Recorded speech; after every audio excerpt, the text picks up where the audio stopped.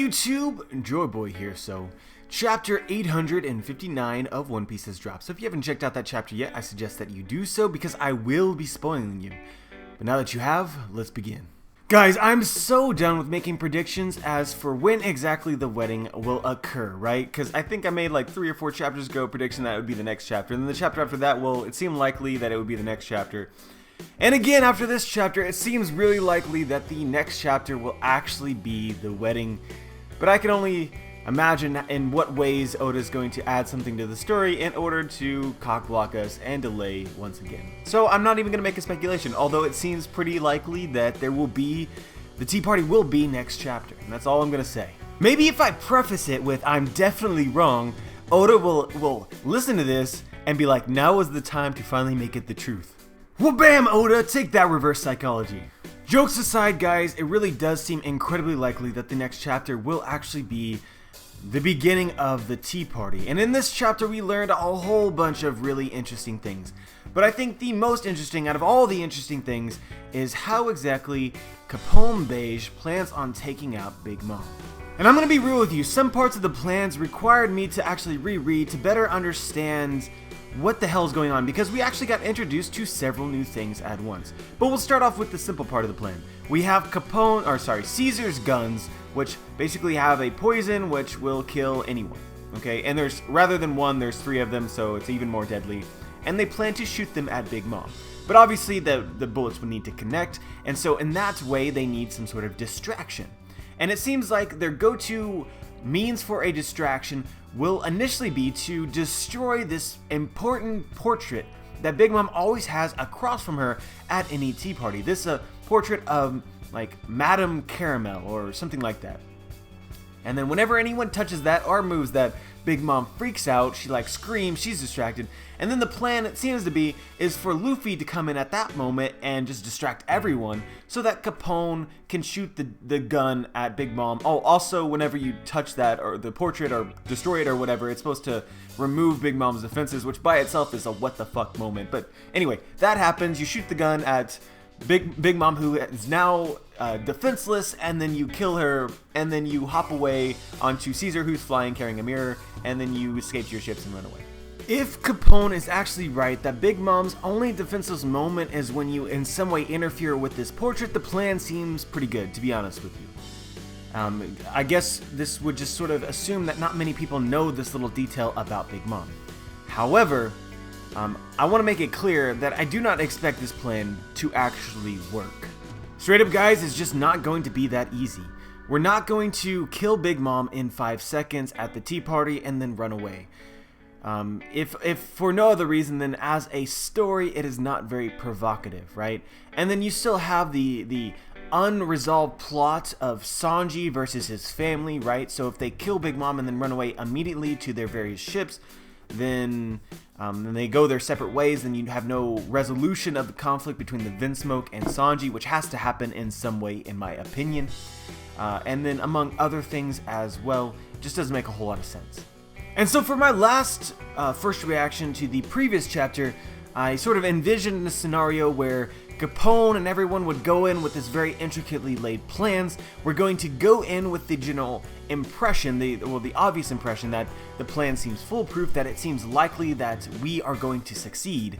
And then sort of what happens in my head is that Big Mom will know what's coming in some way or another. We even have a little line from Brule in this chapter of how exactly she wants to find a way to communicate with Big Mom. And I think even if she doesn't find a way to communicate with Big Mom, somebody will communicate to Big Mom, whether that be Peckham's or Brule, or Big Mom already knew the entire time. She will have a countermeasure to whatever their plan is. So we go into the tea party knowing the plan, having some hope, and we have that hope dashed, and so the heroes still need to win, right? Big Mom can't win, so then how do you overcome that? Well, that's when you need some way in order to catch Big Mom unaware again. And then I think the thing that is actually going to lead to Big Mom's quote-unquote defeat will actually be the Tamate Bako box. But one thing this chapter did that really actually kind of changed my thoughts about the whole situation is now it's not only just the wedding cake, which seems precious to Big Mom, which is likely to cause some sort of major reaction from her. We also have this portrait of Madame Caramel.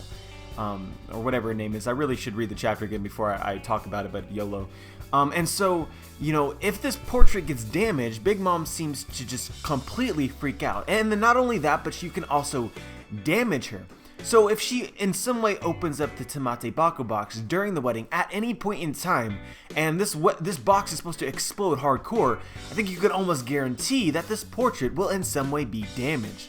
So I honestly think it's really cool, really provocative of a story for these Straw Hats and Capone and everyone to try and destroy this portrait, but fail. And Big Mom will see it coming, they will fail, and then the bomb goes off, and that's what destroys the portrait, and that's when the plan goes into action. But let's talk about this Madame Caramel for a moment, and this portrait. Guys, I'm getting some seriously strange vibes from how Big Mom reacts to the destruction of the portrait. I honestly feel like that this might actually be related to her devil fruit in some way. I mean, you have Big Mom, who's supposedly indestructible, but when this portrait is destroyed, she loses her indestructibility. That's not normal. Guys, I can't quite put my finger on it, but this general premise where you have a photograph which is in some way linked to a person's well-being, like you hurt the photograph, you hurt the person, seems like it has to have been incorporated in some story in the past. Like, I feel like there is some inspiration for what Oda has just created here with Big Mom and Madame Caramel that I personally cannot come up with right now, but somebody out there can. And so guys, I'm really unsure of what exactly is going on here, but I'm just going to throw a speculation at you, and this is probably not right, but it just sort of gives you sort of a gauge of how right now I'm thinking about the situation, which is Big Mom has the Soul Devil Fruit. Potential of the Soul Devil Fruit is really, really strong. And so we know that she creates homies and puts her own soul into various homies, okay? And it's also noted that her homies are also indestructible like her. I wonder if sort of Big Mom extracted the bit of her soul which contained all of her vulnerability and put it into this portrait of Madame Caramel. And so whenever you destroy this portrait, you destroy the homie, and perhaps the soul then in various ways returns back to Big Mom, making her vulnerable again. And this could be vulnerability not just in physical terms, but mental terms as well. We see that Big Mom essentially freaks out whenever the portrait is in any way touched or damaged or whatever. And so maybe she becomes emotionally unstable at the same exact time, which would kind of explain her screamings, along with also being able to be damaged. Anyway guys, it's pure speculation, but I think it's interesting, so I thought I'd share it. But now let's talk about Madame Caramel, the actual person, not the portrait. And so this is the kind of stuff which makes me cling on to the hope that Big Mom at some point in the future will not be an enemy. It's like think about all the villains, all the main antagonists in the entire story of One Piece.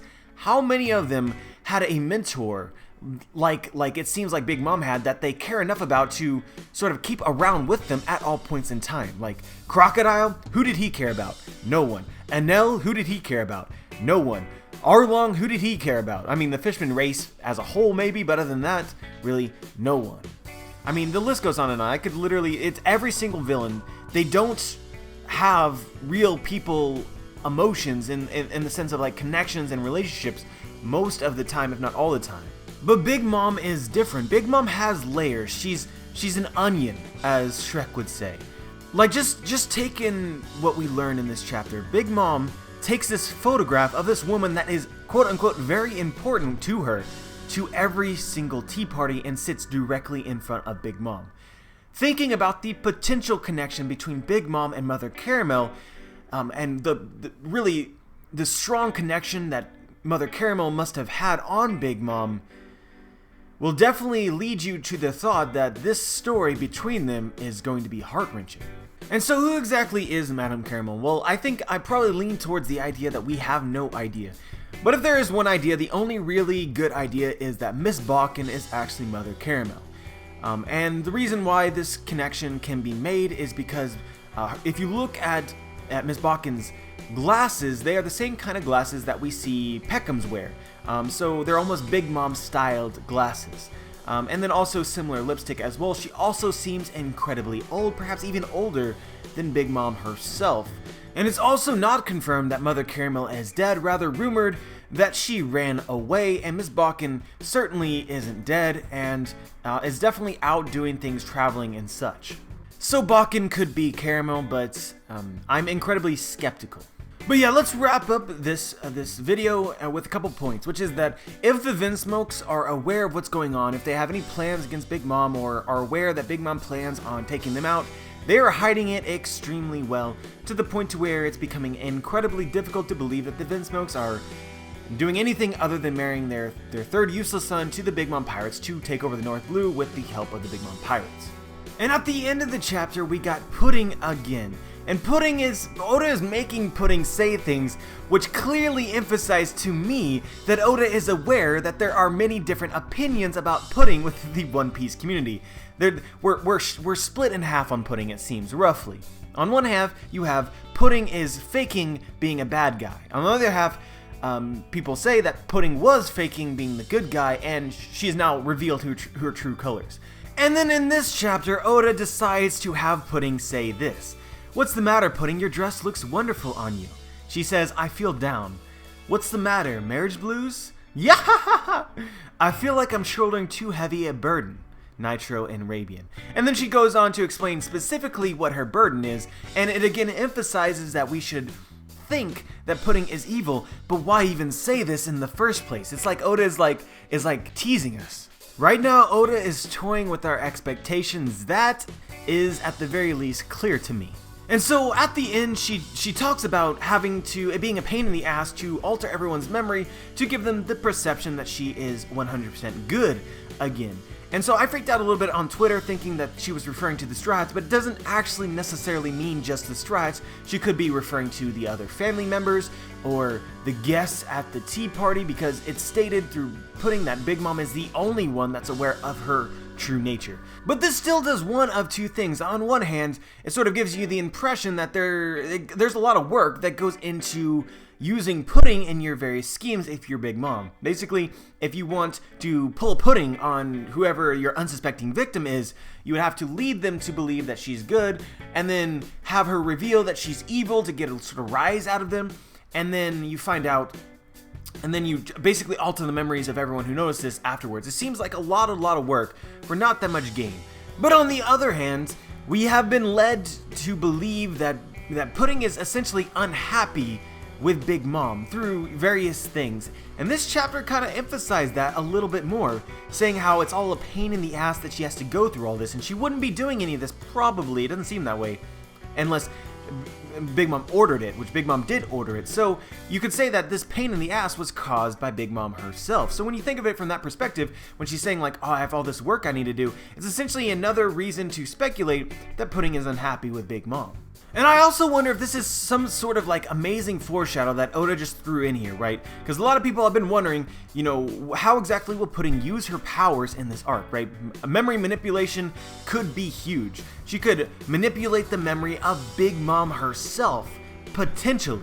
And so is this Oda's foreshadow of that? Like Pudding, by the end of this arc, will be manipulating everyone's memories so that these Straw Hats can somehow get out of this situation alive and without necessarily being like chased or something along those lines. Or is this the time that Pudding will finally strike back and actually try to take over the title of Queen from her own mother and potentially alter the memories of her entire crew? Like, this could go in so many different directions. I'm really hyped to 100% know everything about Pudding. Anyway, guys, that's really all I wanted to talk about today. Let me know if you noticed anything from the chapter that I didn't notice, or talk about something from the chapter that I didn't talk about, or just share your thoughts in general. Just let me know. Like the video if you like the video, dislike the video if you dislike the video, subscribe if you want to be notified for my future content, and as always, guys, have a wonderful day.